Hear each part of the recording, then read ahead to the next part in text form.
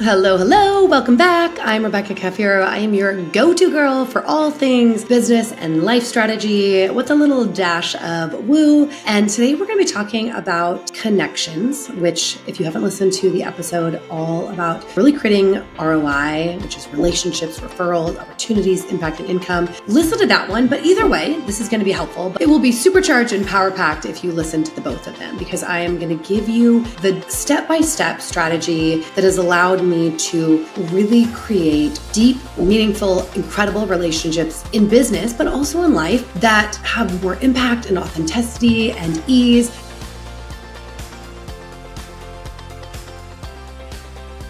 I've done a lot of this through what I call a coffee chat. Now, the funny thing is I don't drink coffee. I'm sitting here drinking a CBD water, and my normal morning beverage is like an adaptogenic tea. But it doesn't matter. This is all about like, how do you create those opportunities, whether in person or over Zoom, where you take the spark of a connection and you breathe life into it, right? You get to know someone better.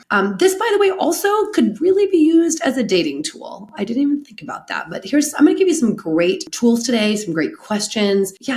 I wish I would have understood this in dating. I mean, I probably would have snagged my husband sooner. The power of a single, meaningful coffee chat. Again, we're just going to use that terminology. You replace it with your matcha, your chai, whatever you want. But how a single coffee chat has led to so many unexpected opportunities. I actually can think back to probably 20 coffee chats that led to so many unexpected opportunities. But I'll take my dear friend Tracy O'Malley. It was literally a quick chat 10 years ago at an event that she ended up then inviting me and another friend to stay with her for another event. And I mean, this has turned into a incredible friendship, but we reconnected just a few years ago. We both kind of were doing our own things and hadn't talked for a few years. And it all started with, let's just have a catch-up call. We knew each other, but let's have a catch-up call. And by the way, this works whether this is with a brand new person or it's maybe someone that you just haven't spent time with recently or you want to catch up with. So it works for all the things, personal, professional, romantic, all of the things. But I had that call with her and I could have never anticipated in the 2.5 years since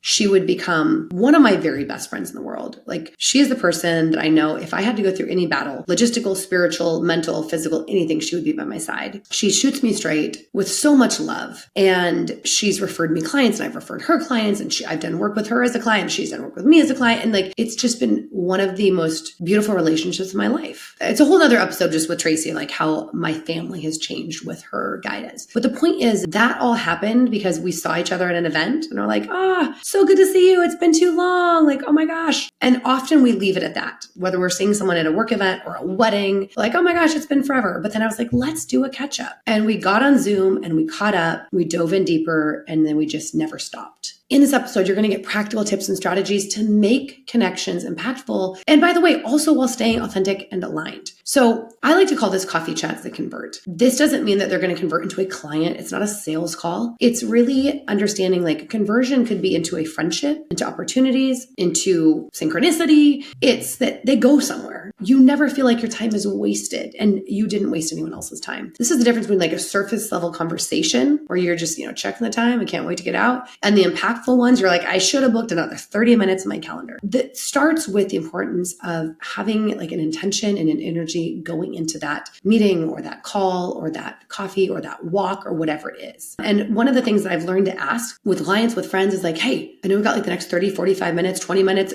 3 days together. What is your intention of what you'd love to get out of this time? It's not always the obvious. I mean, I just did this on a girls' weekend with 3 girlfriends. And I was like, what is your intention of how you want to feel when you leave? And I built the weekend around that. And I created opportunities around that. And so that question alone is worth the price of listening to this podcast. It's just, what do you want to get out of this? The next is literally a question framework. And I would highly recommend you write this down, but I will also put a link in the show notes where you can download this. I speak on this often. I podcasted on it. And I am so happy to share it because I didn't create it. I was in a networking group like 6-7 years ago. I met some amazing people in that group. I will say it wasn't like completely my thing, but it was a great group with a lot of wonderful people and wonderful practices. And one of the biggest ones was they would recommend you do a one-to-one, which is really a coffee chat. And they had this exercise called GAINS. And this is what it stands for. And I'm just going to go through it. Goals. What are your short-term and long-term goals? This could be 1 year, 3 months, 5 years, because For me as a business coach, understanding someone's 5-year goals is going to absolutely indicate the way that I work with them in the year that we're together, or the 6 months. What is your aspirations? What dreams or passions light them up?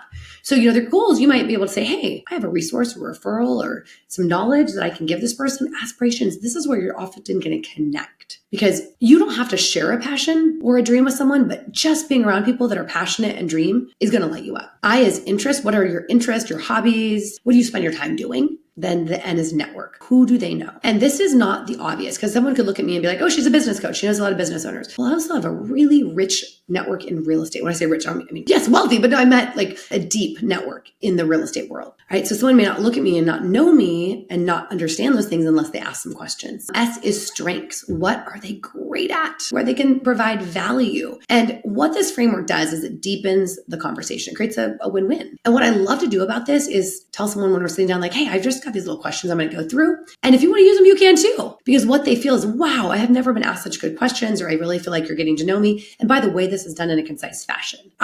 Before I did this, or before I brought this into my business, I used to encourage people to get together in coffee chats, but I would notice everyone became really good friends, but they weren't necessarily getting to their goals faster. It wasn't necessarily creating referrals, but people weren't really clear on who each other were beyond just like I like your energy, which is an important start. So when I started introducing this framework, all of a sudden, the amount of referrals within my community and my mastermind, it went through the roof. I've had women, because I only work with women, that have said, Rebecca, I've never been part of a community like this, where you get to know people. And because you know them, you get to do business with them. And a lot of that comes from this gains exercise. When you're going into a coffee chat and you're really thinking about your intention, the very first thing, obviously, now you have questions, you know what to ask. So you're going to be prepared. You're going to walk away and you're like, I know about them.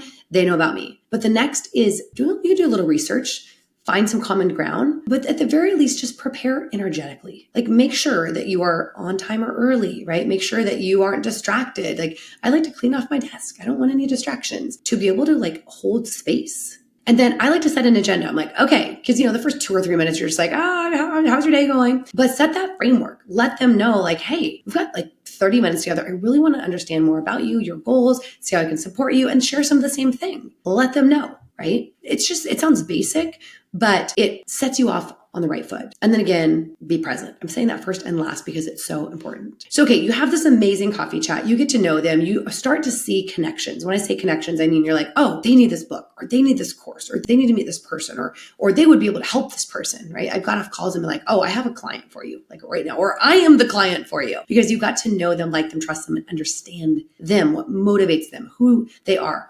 All of those things. Let's talk about follow-up though, because you could be the best at coffee chats, and if you don't follow up, it goes nowhere. And I'll admit, I much prefer the initial spark to the flame creating. But what I've learned to do is schedule 15 minutes into my Calendly to send notes, even just a follow-up email with the summary of our conversation or the action items, to make an introduction, to send them a resource that I promised them. I mean, literally, I can remember getting someone's address and sending them a book. Right? It doesn't mean you have to spend money, but it's just how can you serve them right after the call when it's fresh? Because what happens if you don't do it then? Life is going to happen. And then use tools like Calendly so that you can seamlessly follow up.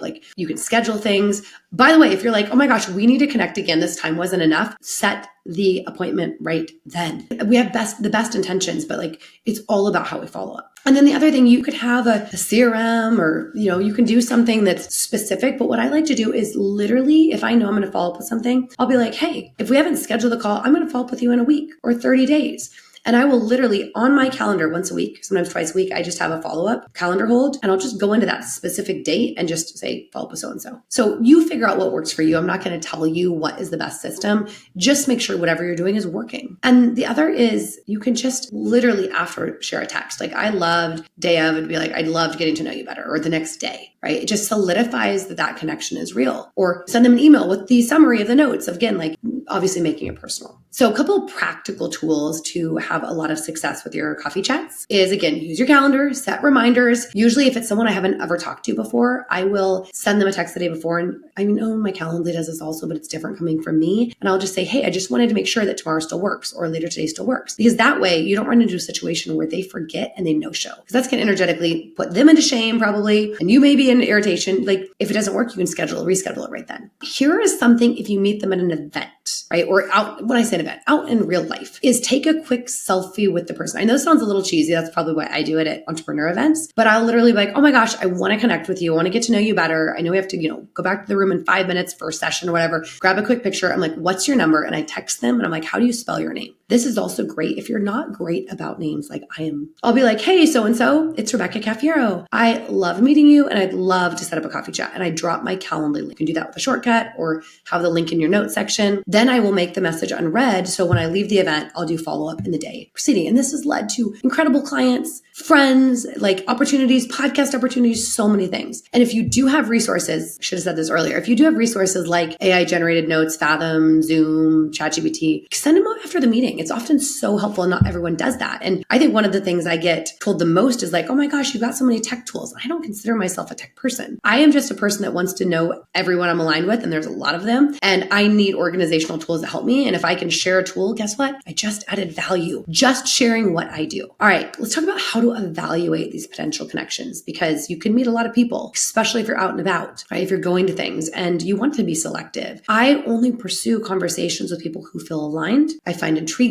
I find genuine. Yes, it's a partly chemistry or energy, or if they're referred by someone I know. I literally met the dear Amy Schoenthal, who is an incredible woman, author. I've had her on my podcast. She's been on my stage. I met her in the hallway at an event with a friend. And because my friend was friends with her, I was like, we probably will get along. And oh my goodness, we did. The other is respect energetic boundaries. Really avoid overcommitting to connections, especially if you're 10 minutes in that coffee chat and you're like, oh, this feels a little transactional, or this is just draining me. But I will tell you, the better you are at discerning your intuition when you first meet someone, the less you'll have that issue. And trust your intuition. Focus on building those relationships that feel reciprocal. They feel exciting. And then continue to dive deep, even once the spark is now a flame. A couple things just to avoid, because there are pitfalls, is just don't treat the coffee chats or the people as transactional. Be really curious, be invested in the person's story. That's why I love the Gains framework. Is I am someone naturally that if you're sharing with me or talking with me and I find commonality, I'm gonna be like, oh my gosh, me too. My husband's like, Rebecca, sometimes that's interrupting, or that's maybe not polite. I'm like, oh, I thought it was a sign of interest. The Gains profile or the Gains framework will give you a framework so you ensure that you are listening as much as you are talking. Other is, while these are magical, avoid cramming too many coffee chats into your schedule. It'll lead to burnout, or you won't do the follow-up, which is where the magic really happens. So my kind of rule for myself is I like to have like 3 to 4 coffee chats a month, 1 to 2 of these being new people. So this might be someone I met at an event. And again, I might go to these events. I mean, if you are going to meet 3 or 4 people, maybe only go to one every other month. 1 to 2 a month of new people, and then 1 to 2 a month, again, depending on your schedule and your desire, of people you've already met that you want to deepen the relationship. Because that coffee chat,